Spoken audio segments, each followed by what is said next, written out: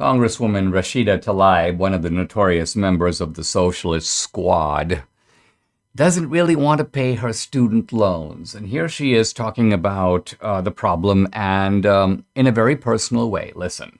I worked full time, Monday through Friday, and took weekend classes to get my law degree, and still close to $200,000 in debt.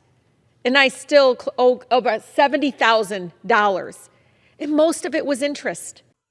You know what? We're supposed to feel sorry for her. Now, I have two reactions. First of all, I think that this is, you need translation when you listen to these people. And I think the translation here is what Rashida Tlaib is saying is that she's kind of a bovine idiot.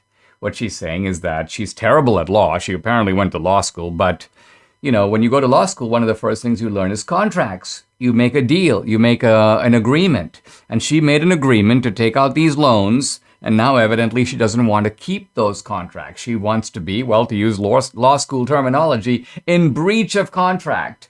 Or better still, she wants laws that somehow allow her to get out of the contract through some kind of loan forgiveness program.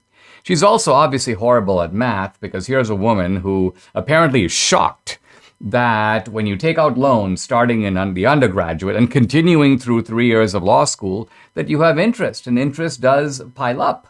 And so she apparently was unable to do this simple math and measure her own future income, or likely future income, against the cost that was being incurred in going to school and going to law school. And so basically, I guess what her message is that happily for an irresponsible moron like herself, she's now landed in the perfect place, Congress. Now, what's the larger issue here? It's the issue of student debt. And it's true, there's about $1.5 trillion of student debt out there.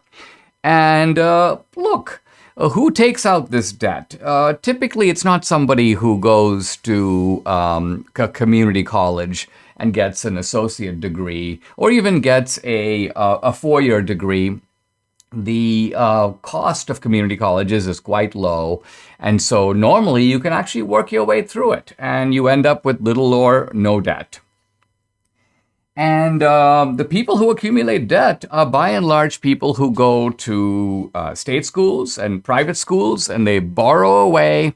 And then they go on to graduate school and they borrow away some more. Now, even then, you don't have to end up in massive debt for the simple reason that, well, studies have shown that the typical guy who gets a bachelor's degree over their career is going to earn about $1 million more than somebody who doesn't.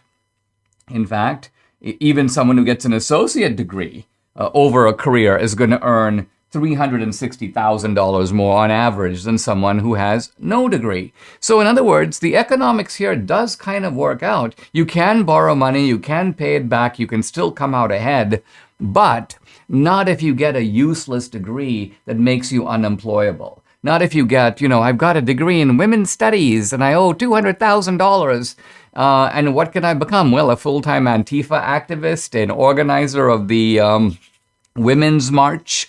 So a lot of these leftists get liberal arts degrees, and look, I have a liberal arts degree, but so does Debbie. But I figured out a way to convert my liberal arts degree into, let's call it, remunerative employment.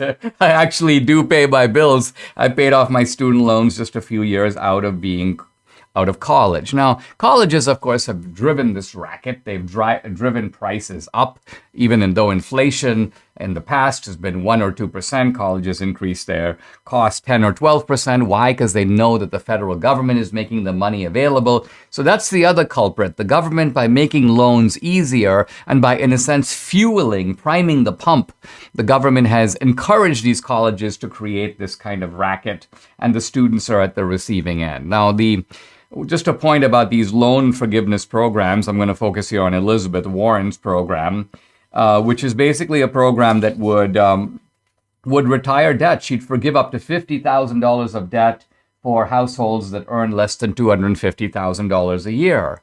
But even though this is supposed to be like helping the needy, helping people who make less than $250K, the simple truth is that people who accumulate this kind of debt are not the poor people of our society. They're not even the lower middle class. They are relatively affluent. And so a bailout program is essentially making a trucker in Toledo, a waitress in Atlanta, working at the Waffle House, pay to retire the debt of a sort of rotund bloviator like Rashida Tlaib. It's a transfer of wealth from the lower middle class and even the poor to the upper middle class. The Democrats, of course, love all this because it's rewarding a constituency that tends to vote their way. And so these loan forgiveness programs can be viewed as a payoff to a Democratic constituency, not a transfer program that promotes social justice of any kind, but one that is aimed at conserving and buying political support.